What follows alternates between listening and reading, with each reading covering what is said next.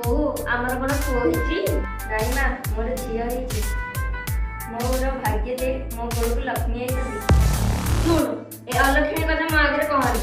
ମୋ ପୁଅ ଆସି ପୂର୍ବରୁ ଏ ଛୁଆଟି ନେଇକି ରାସ୍ତା କଡ଼େ ଥୋଇ ଆସ। ମୁଁ ମୋ ଛୁଆକୁ ଫୋପାଡ଼ି ପାରିବିନି। କଣ କହିଲୁ? ଫୋପାଡ଼ି ପାରିବୁନି? ନ ଫୋପାଡ଼ିଲେ ନୁହଁ ତତେ ଘରୁ ବାହାର କରିଦେବି। ଆରେ ପୁଅ ଜନ୍ମ ହେଇଥିଲେ ନୁହଁ ମୋ ବଂଶ ରଖି ହେଇଥିଲା। ତୋ ଶ୍ୱଶୁର ମୋ ବିଜନେସକୁ ଆଗକୁ ବଢ଼େଇଥାନ୍ତା। ବୟସ ହେଲେ ମୁଁ ତାକୁ ବଡ଼ ଘର ଝିଅ ଘରେ ବାହାର କରିଥାନ୍ତି। ବହୁତ ଯୌତୁକ ଆଣିଥାନ୍ତି। ଏ ଝିଅ ଆମର କଣ କରିବ? ନା ବଂଶ ବଢ଼େଇ ପାରିବ, ନା ଶ୍ୱଶୁରଙ୍କ ବିଜନେସ ସମ୍ଭାଳି ପାରିବ। ଏ ଝିଅ ବଡ଼ ହେଲେ ପାଠଶାଠ ପଢ଼ିକି ପୁଳେ ଟଙ୍କା ଖର୍ଚ୍ଚ କରିବ, ଆଉ ବାହାରେ ଆସି ପୁଳେ ଯୌତୁକ ନେଇକି ଯିବ। ନହେଲେ ଆଜିକାଲି ଯୁଗ ଯେମିତି ହେଲାଣି ସେ ମୁହଁରେ ଚୂନ କାଳି ପଡ଼ିବ।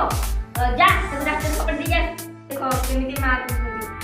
ବାସ୍ ବୋଉ, ଝିଅ କିମ୍ବା ପୁଅ ଜନ୍ମ ହେବା ଗୋଟେ ନାରୀ ଉପରେ ନୁହେଁ, ବରଂ ପୁରୁଷ ଉପରେ ନିର୍ଭର କରିଥାଏ। ଏତେ ତାର ବି କୋଉଠି ରହିଲା? ଆଉ ଶୁଣ ବୋଉ, ଆଜିକାଲି ଝିଅ ରାଷ୍ଟ୍ରପତି ହେଉଛନ୍ତି, ମହାକାଶରେ ଯାଇ ଗବେଷଣା ବି କରୁଛନ୍ତି, ଆଉ ରେଳଗାଡ଼ି ବି ଚଲାଉଛନ୍ତି, ଆଉ ଉଡ଼ାଜାହାଜ ବି ଚଲାଉଛନ୍ତି। ଝିଅ ଆଜିକାଲି ଯଦି ଏତେ କାମ କରିପାରୁଛନ୍ତି, ସେ ଝିଅ ପ୍ରତି ଏତେ ଘୃଣା କାହିଁକି? ବୋଉ, ତୁ ବି କୋଉ ଝିଅ ପେଟରୁ ଜନ୍ମ ହେଇଛୁ, ତୁ ବି ଯାହାକୁ ବୋହୂ କରି ଆଣିଛୁ ସିଏ ବି ଗୋଟେ ଝିଅ, ସିଏ ବି ଗୋଟେ ପୁଅ ନୁହଁ ନା? ଶୁଣ ବୋଉ, ଖାଲି ପୁଅ ଜନ୍ମ କରିଦେଲେ ବଂଶ ରକ୍ଷା ହୁଏନି। ବଂଶ ରକ୍ଷା ହୁଏ ଗୋଟେ ବୋହୂ ପାଇଁ, ପୁଅ ପାଇଁ ନୁହେଁ। କାରଣ ବୋହୂ ହିଁ ସନ୍ତାନକୁ ଜନ୍ମ ଦେଇଥାଏ, ପୁଅ ନୁହେଁ। ପୁଅ ମତେ କ୍ଷମା କରିଦେବି, ବୋହୂ ମତେ କ୍ଷମା କରିଦେବି।